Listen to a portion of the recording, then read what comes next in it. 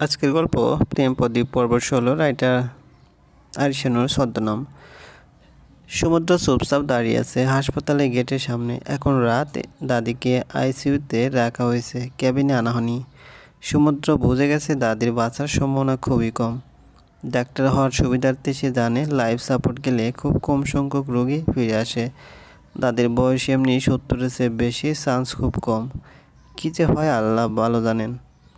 সমুদ্র হাসপাতালে ঢুকলো। তারা সন্ধ্যার পরপরই হাসপাতালে পৌঁছে গেছে। সমুদ্রের হাসপাতালে ভালো লাগছে না জন্য বাইরে গিয়েছিল। হাসপাতালে ঢুকে সমুদ্র তার পরিবারের কাছে গেল। বাবা বসে আছে, তার পাশে মা বসা। এদিকে পিউ ডুকরে কেঁদে চলেছে। পাশে শ্রাবণ হাত গুটিয়ে দাঁড়িয়ে আছে। সমুদ্রের ফুফু ইভানা রওনা দিয়েছেন ইতিমধ্যেই। সমুদ্র ভাবতে লাগে, পিওর সাথে তো দাদির একবারও দেখা সাক্ষাৎ হলো না। শেষ বেলায় দেখা করাতে পারলে মন্দ হতো না। ২৩ বছর পর দাদি নাতনির মিলনক্ষণ কেমন হবে। আবেগের চোখ বেয়ে টপ টপ করে পানি ঝরছে। না চাইতেও সে কাঁদছে। তার মাই একমাত্র ব্যক্তি যে তাকে ছেড়ে চলে যায়নি। বাকি সব আপনজনই তাকে রেখে চলে গেছে। আবেগ জানে জগতে কেউ স্থায়ী না। একদিন না একদিন সবাইকে মৃত্যুর স্বাদ গ্রহণ করতেই হবে। কেউ আগে মারা যাবে, কেউ পরে, কিন্তু সবাইকে মারা যেতেই হবে, এটা নিয়ম। তবুও আমরা আপনজনের মৃত্যু মেনে নিতে পারি না। কষ্ট হয়, আবেগেরও কষ্ট হচ্ছে, খুব কষ্ট হচ্ছে তার। মা যে তার বড্ড আপন, যেমনই হোক না কেন মা হয় তার। আর জীবন কৃতজ্ঞ সে তার মায়ের উপর। রোদেলা আবেগকে উদ্দেশ্য করে বলে, আবেগ আবেগ আস্তে করে বলে, কি একটু কিছু খাও,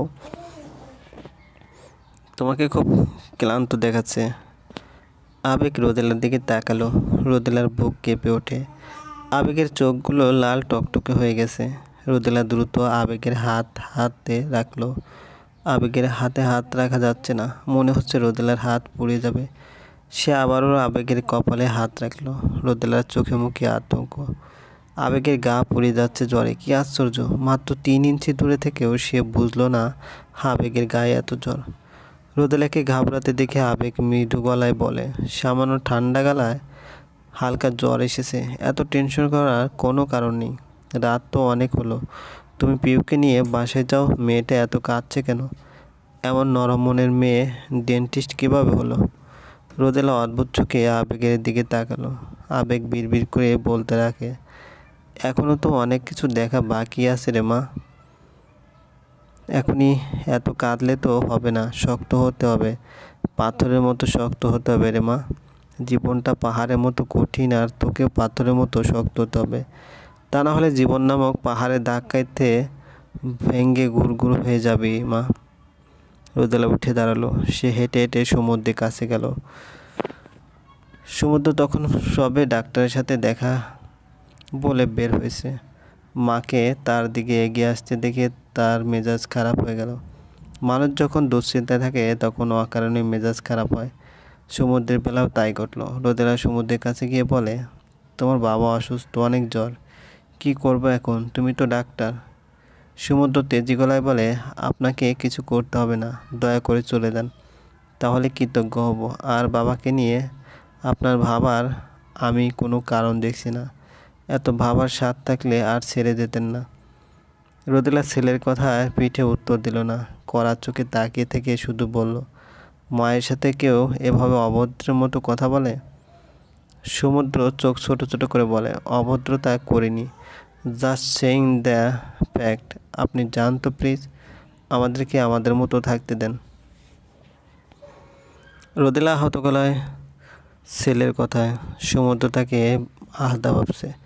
সমুদ্র কি জানে না রোদেলা না থাকলে সমুদ্রের কোনো অস্তিত্বই থাকে না? কিন্তু এই মুহূর্তে আর কিছু বলল না। একে তো কারো মন মানসিকতা ভালো নেই, তার উপর আবেগও প্রচণ্ড অসুস্থ, সেই সাথে সমুদ্র তো তার উপর রেগেই আছে। কথা বাড়ালে কথা বেড়েই চলবে, তার চেয়ে চুপ থাকাই শ্রেয়। সমুদ্র তাকে পাশ কাটিয়ে চলে যায় বাবার দিকে। আসলে বাবা খুব অসুস্থ। সে ভাবেনি এত অসুস্থ বাবা। হুট করে কি হলো বাবার? সমুদ্র এক মুহূর্ত দেরি না করে বাবাকে ওয়ার্ডে ভর্তি করাতে গেল। সমুদ্রের সাথে শ্রাবণও গেল। আবেগকে ওয়ার্ডে ভর্তি করিয়ে স্যালাইন দেওয়া হলো। এদিকে আবেগের অবস্থা এত খারাপ যে তার জ্ঞান নেই বললেই চলে। সমুদ্রের তো পা থেকে মাটি সরার উপক্রম। বাবা আর দাদি হলো তার সবচেয়ে প্রিয় মানুষ। ওনারা ছাড়া সমুদ্র আর কাউকে আপন ভাবে না। তার কাছে পরিবার বলতে বাবা আর দাদি। সেই দুজন ব্যক্তি অসুস্থ। এদিকে পিউ বাবাকে অসুস্থ হতে দেখে আরও অস্থির হয়ে গেল। দাদিকে সে কোনো দিনই দেখেনি, তারপরও একটা মায়া কাজ করছিল। কিন্তু বাবাকে তো সে খুব ভালো করে চেনে, তার জগৎটা তো খুব ছোট। তার বাবা মা আর বড় ভাই, এই নিয়েই তার পৃথিবী। বাবার সাথে যোগাযোগ হলেও ভাইয়ার সাথে কথা বলতো না, কিন্তু তাও ভাইয়া তার জীবনের একটা অংশ। মা এমনভাবে পিউয়ের জীবনের সাথে ভাইকে সংযুক্ত করে দিয়েছে, ভাইয়ের সাথে যোগাযোগ না থাকলেও ভাইয়া তার খুব প্রিয় একজন। পিউ বসেই ছিল, একটু শব্দ করেই কাঁদছে সে। সমুদ্র বনের দিকে এগিয়ে গেল। তার খুব করে বলতে ইচ্ছে করছে, এই যে পুতুল কন্যা, হোয়াই আর ইউ ক্রাইং? পুতুলের কাজ হলো হাসা, সে সবসময় হাসবে। এভাবে ভ্যাবা করে কাদার কিছুই ঘটেনি তোমার জীবনে, অযথা কেঁদে সময় নষ্ট করছো। তোমার কাদার শব্দে আমার মাথা ধরে গেছে, দোহাই লাগে এবার চুপ করো। এসব চিন্তা মাথায় আসতে সমুদ্র চমকে গেল। আচ্ছা, সে কি হার্টলেস হয়ে গেল নাকি? একটা মেয়ের বাবা অসুস্থ, সে কাঁদবে না? দাদি মারা যাচ্ছে তো মেয়েটা তো কাঁদবেই। আচ্ছা, তার বাবাও তো অসুস্থ, তার দাদিও তো মারা যাচ্ছে, তবে সে কেন কাঁদেনি একবারও? নাকি তার বুকে পাথর হয়ে গেছে জন্য কান্না পায়নি? সামান্য ভুল বলল সে, পাথরও তো কাঁদে না। সমুদ্র পিয়ের পাশে গিয়ে বসে পড়ে। এত পিয়ের কাদার আওয়াজ খানিকটা বেড়ে যায়। কী আশ্চর্য ব্যাপার হলো, এখন পিয়ের কাদার শব্দে সমুদ্রের একদমই বিরক্ত লাগছে না, বরং তারও কষ্ট হচ্ছে, বুকের ভিতর যন্ত্রণা হতে লাগলো। পিউ ভাইকে জড়িয়ে ধরে কেঁদে দিল। সমুদ্র পিউয়ের মাথায় হাত বোলাতে লাগলো এবং নরম গলায় বলে, কান্না করে কি কোনো লাভ আছে? পিউ জবাব দিল না। সমুদ্র বলল, কান্না থামাও। পিউ কাঁদো কাঁদো গলায় বলল, ভাইয়া, আমাদের জীবনটা এমন হলো কেন? আমাদের জীবনটা এমন না হলেও কিন্তু পারতো। আমরা কি সবাই একসাথে থাকতে পারতাম না? সবাই একসাথে মিলেমিশে কত হ্যাপি ফ্যামিলি হতাম আমি। কেন আমাদের জীবনটা স্থির না? এখন কি আমরা আবারও একসাথে থাকতে পারি না? এভাবে আলাদা থাকতে আমার অনেক কষ্ট হয়। সমুদ্র পিয়ের মাথায় হাত বোলাতে বোলাতে বলল, কারো জীবনই স্থির না। পৃথিবীতে পরম স্থির বলে কোনো শব্দ নেই, সবাই গতিশীল। তফাৎ হলো কেউ কারো সাপেক্ষে স্থির হয়ে পড়ে, কিন্তু প্রকৃতির পক্ষে কেউ স্থির না। যার জীবনটা চরকির ন্যায় ঘুরছে, তার কাছে দোলনায় ন্যায় ঘূর্ণায়মান কারো জীবন স্থির মনে হতেই পারে। আমরা সবাই গতিশীল, জীবনটাই গতিশীল, বিভিন্ন গতিতে জীবনটা ঘুরছে, কখনো স্পন্দন গতিতে, কখনো পর্যায়বৃত্ত গতিতে। আর কষ্টের কথা বললে না, কষ্ট হলো সাময়িক। আজকে কষ্ট হচ্ছে তো 2 দিন পর আর কষ্ট লাগবে না। বুঝেছো আমি যা বোঝাতে চেয়েছি? পিউ মাথা নাড়িয়ে বলে, না। আচ্ছা, বুঝতে হবে না। আচ্ছা পিউ, এই মুহূর্তে যদি তোমাকে আমেরিকা যেতে বলা হয়, তুমি যাবে? পিউ অদ্ভুত চোখে তাকিয়ে বলে, না, কেন যাব আমি? বাবা অসুস্থ এখন। সমুদ্র বিনীত গলায় বলে, মনে করো তুমি খুব অসুস্থ, তুমি চাও না তোমার খুব প্রিয় একজন আপন কেউ তোমাকে রেখে দূরে কোথাও যাক। তুমি বারবার অনুরোধ করলা যে যেও না, যেও না, তুমি তাকে ছাড়া থাকতে পারবে না। কিন্তু সে উত্তরে তোমার ভালোবাসাকে পা চাপা দিয়ে বলল, পৃথিবীতে অসম্ভব কিছুই না, সব সম্ভব। মানুষ ডাইনামাইট বানিয়েছে, চাঁদে যাচ্ছে, তাহলে তাকে ছাড়া থাকাও কোনো অসম্ভব ব্যাপার না। এমন কথা বলে কেউ যদি তোমাকে অসুস্থ অবস্থায় রেখে চলে যায় শুধুমাত্র মরীচিকার লোভে পড়ে, তুমি তার সাথে আগের মতো সম্পর্ক বজায় রাখতে পারবে? পিউ হুট করেই না বলে দেয়। সমুদ্র মুচকে এসে বলে, দ্বিতীয়বার আর কখনো বলবে না আমরা যেন একসাথে থাকি। মাত্র বললাম না, চরকির মতো যে ঘুরছে, তার কাছে দোলনায় ঘোরা ব্যক্তির জীবনটা অপেক্ষাকৃত সহজ। আবার যার জীবনটা রোলার কোস্টারের মতো, তার কাছে কিন্তু চরকিতে ঘোরা মানুষের জীবন অনেক অনেক ইজি গোয়িং লাগবে।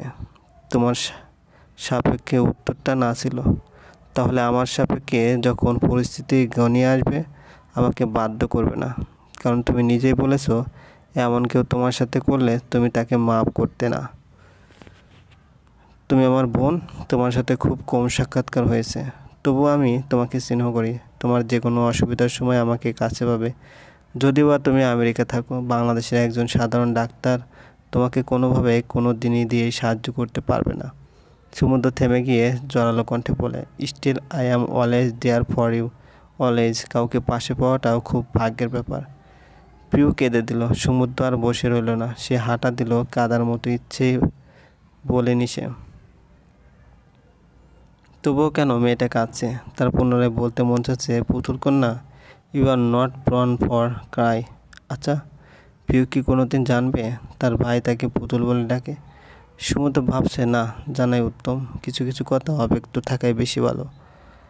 রাতের দিকে আবেগের জ্বর আরও বেড়ে গেল। এতক্ষণ শুধু পিউ কান্না করলেও এখন রোদেলাও কাঁদছে। ওদিকে তার শাশুড়ির অবস্থা খুব খারাপ। রোদেলার পাগল পাগল অবস্থা। ইভানার পৌঁছাতে সকাল হবে। রোদেলা আবেগের পাশে বসে আছে। আবেগ জ্বরের ঘুরে কিছু একটা বিড়বিড় করে বলছে, যা রোদেলা শুনতে পাচ্ছে না। সে আবেগের মুখের কাছে এগিয়ে এসে বলে, আবেগ, তোমার কি কষ্ট হচ্ছে? আবেগ অস্ফুট স্বরে বলে, না। রোদেলা আবেগের মাথায় হাত রাখলো। আবেগ চোখ তুলে রোদেলার দিকে তাকিয়ে আস্তে করে বলে ওঠে, আমি যদি মারা যাই, মাঝে মাঝে সমুদ্রের খোঁজ নিও।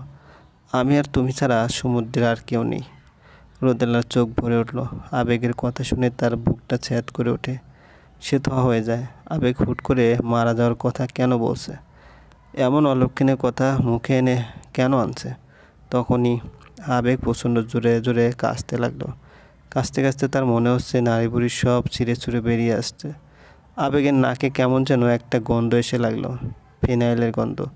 না তো, ফিনাইলের গন্ধ তো এমন না। সারাটা জীবন তো হাসপাতালে কাটলো, কই এমন গন্ধ তো সে আগে পায়নি। নাকি এটা মৃত্যুর গন্ধ? মারা যাওয়ার আগে নাকি ব্যক্তি মৃত্যুর গন্ধ পায়, আগেই বুঝে যায় মারা যাবে। কাশতে কাশতে আবেগের মুখ দিয়ে রক্ত বের হতে লাগে। এই দৃশ্য দেখে রোদেলা চিৎকার করে ওঠে। সঙ্গে সঙ্গে সমুদ্র ছুটে আসে এবং বাবাকে এভাবে নিস্তেজ অবস্থায় দেখে দ্রুত ডাক্তার ডেকে আনে। ডাক্তার এসে আবেগকে করা একটা ঘুমের ওষুধ দিয়ে যায়, যার দরুন আবেগ বিছানায় মরার মতো ঘুমাতে লাগলো। রোদেলার কাছে এই রাতটা কাল রাতের সে ভয়াবহ। কেন যে রাতটা পার হচ্ছে না? আবেগ গভীর ঘুমে এমন সময় খবর আসলো জাবেদা খাতুন নাকি তার পরিবারের সদস্যদের সাথে দেখা করতে চাচ্ছে। তার জ্ঞান ফিরেছে, কেবিনে রাখা হয়েছে তাকে। তখন শেষ রাত।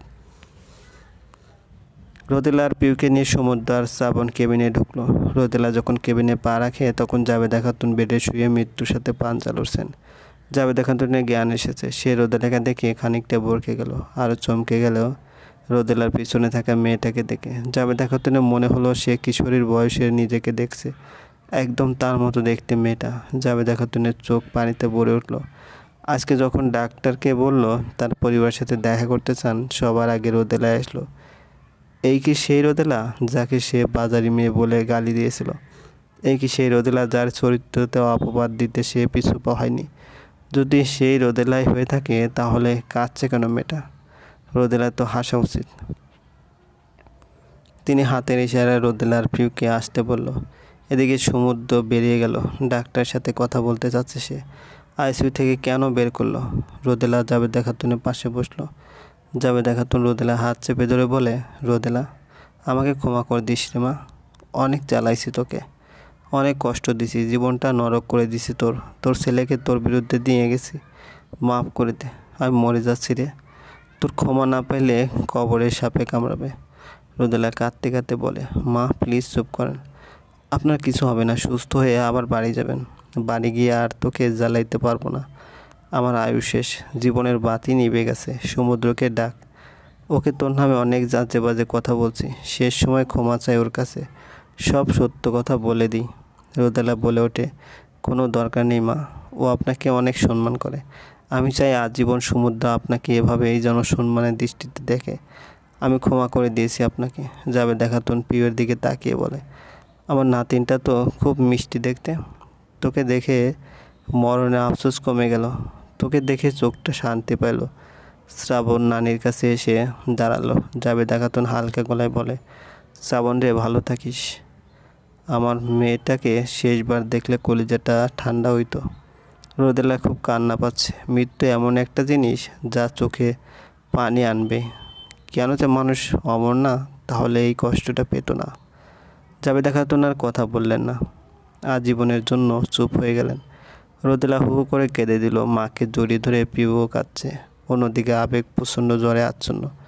আমাদের সাথে যা হবে তার কোনোটাই আমাদের নিয়ন্ত্রণে নেই। তারপরও কিসের এত অহংকার আমাদের?